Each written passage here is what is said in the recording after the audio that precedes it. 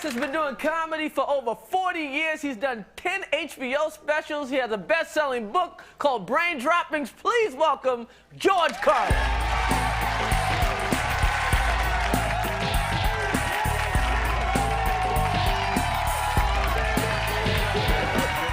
I did 2 more while I was back there.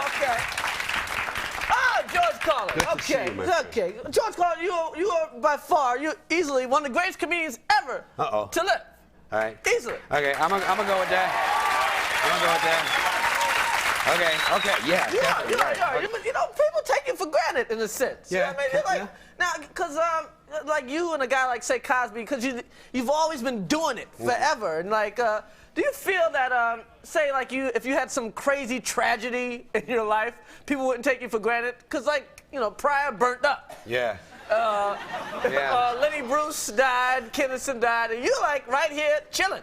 The penalty of living. The penalty of living. Yeah. Well, you know what happens? A lot of people say, "Hey, how you doing? How you been? I love that stuff. 1972, I saw you." And I'm like, "Oh yeah, well, last 25 years, been some more." And I bring them right up. I say, "You watch HBO? Did you get the book? Do that, and then we'll talk some more in the airport." You know. Well, yeah. You do want people to know the accumulated record. You know, not just a spotty little this and that. Yeah, because people are like, Carlin. Yeah. Yeah. It depends. So there's other people that are hooked in good, right. You know, hooked in real strong, and then they'll tell you back what you did, and you say, "Oh, I don't remember that." Well, you did it, and I saw it. Okay, now one of your biggest things ever was the 7 words you can never say on television. It was piss, shit. You want the right order? What was the order? Shit, piss, fuck, cunt, cocksucker, motherfucker, and tits.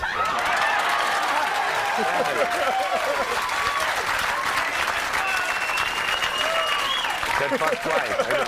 Motherfucker shouldn't count because it's a derivative of fuck, but I put it in anyway. Yeah, because when you put mother and fucker together, it's just... It's a better word. Yeah, nothing's faster than a motherfucker. That's right. Nothing jumps higher, nothing stronger. Now, you know, it's weird. Now you can say tits now a little bit. Yeah, a little bit. See, that's just it. And the interesting thing was you couldn't say tits, but you could say bazooms, you could go like this, you could say knockers, you could say knobs, but tits, and it's a cute word. You can say because tits are cute. It sounds like a snack. But they won't let you say titty. No. It's a strange. You know why? You know why I have all that inconsistent stuff? Because it's all bullshit. It's all bullshit to start with. You know, they can talk about fucking. You can talk about fucking. You can say, you know, you're gonna, and everybody goes, I know what he's talking about. Or in the newspaper, they can say F ... Well, everybody knows what it means, so the thought has been conveyed, and that's all language is. And you know, I don't say fuck. It's a family newspaper. How do you think the family got started? Fucking. That's what it is. You know what's wild? Now, you did the seven words you can't say. Is there anything you can't say now? I don't know. That gets people. What I like to do. I like to bother people. I like to find out where the line is, sort of sense where the line is drawn, and then deliberately cross it, and drag the audience with you, and have them happy that you did it. That's the key. Once you get them over there, they say that was good. So. I'm doing my next HBO a year from December, about 13 months from now, and I'm just working on things because, you know, like there's one taboo in this country, I think, religion, and I really am all out attacking religion every chance I get because I just don't believe in that stuff. I think it's the worst thing that ever happened to mankind, and I get after them all the time. But that's not the only thing. Kids in this country, there's too much attention to children in this country. Every time you turn around, it's kids, and they're hiding behind kids because all they're trying to do is censor you again and take your drugs away in the name of their kids, in the name of the kids. They're trying to roll back the 60s, man. So I get after them, and I like to get in there and just bother them a little bit. There's got to be some thought with it. It's not just shock them and do that. You have to have some thought and some ideas underneath it, but then just to make them go like this a little bit in their chairs. That's what I like. Oh, yeah. That's important to me. It might not be you. It might be a loose disc. Yes, that's all right. Well, I'll loosen it up a little more. You know what's bugged out? You came up 50s, 60s, doing this edgy stuff, and I was like, did you feel alone at the time? Because I'm like I remember like the old Dean Martin roast, and like your crew like your contemporaries are guys like Alan King and you know, other guys doing like "Take My Wife Please" jokes and stuff. Right. Yeah, the old line stand-ups. Yeah. Well, I came out of coffee houses, though. I got lucky. I came out of coffee houses and folk rooms. Alan King's cool before, you know, he shoots me or something.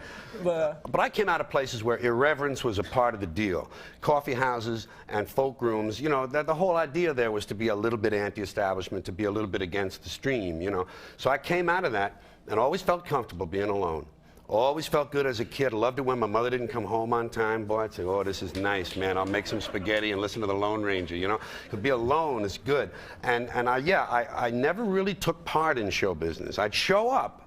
I didn't really contribute, you know, like they'd put me in the bunny number. You had to do the variety shows and they get you in the bunny number at the end. I had to do a little of that, but once I turned the corner, I left. Yeah, I mean, I mean, when you were around like bad comedy. Yeah. Or not even bad comedy, just that other shit. Yeah, right. That big lane thing. There's this thing you do, and then there's that other shit. That's right.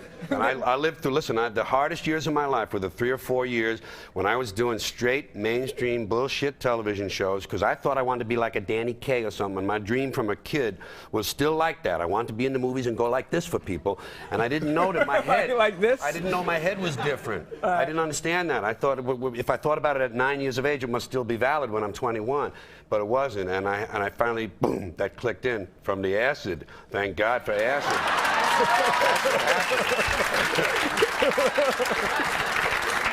So now that hard work stuff is bullshit. Well, it don't hurt. Acid. Somebody give me some acid right now.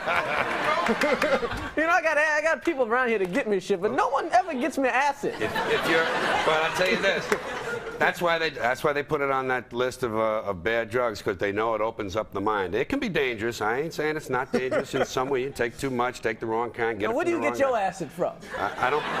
That's what's nice. Because I want the good stuff. I don't need it anymore because it's a self-limiting drug. It's the kind of drug that you take it a few times and it tells you that's enough. We're cool. Now we're happening, and that's what happened to me.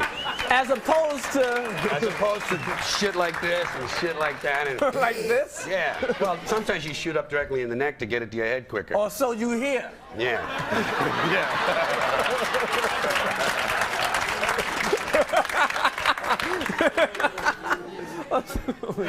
In the neck? Well, the temple would be quick, wouldn't it? Right in the temple. No waiting, no delay. I never did shoot up, so I'm just talking shit. Oh, yeah. I never did. No, I grew up in a neighborhood with plenty of smack in the 50s and never got to the smack. The grass was enough. Boy, I'd get some of that grass and a couple of beers and just lay back and wonder why those guys were puking. You know? That's all I needed. No, never did shoot up. Never did use it. Now, what's the worst thing that happened to you? What was like just opening up? You know, I never heard the George Carlin horror stories. Well, I did an awful lot of cocaine during the 70s. When I did that stuff, I did tons of it. Yeah, tons. Yeah, well, you knew that shit. And I just would get out there, and my jaw wouldn't work. You know. You know how locked up. Yeah, I know crackheads whose jaws don't work. You get like that, man. And you know what you're thinking is good. Fortunately, they liked me, and they would wait.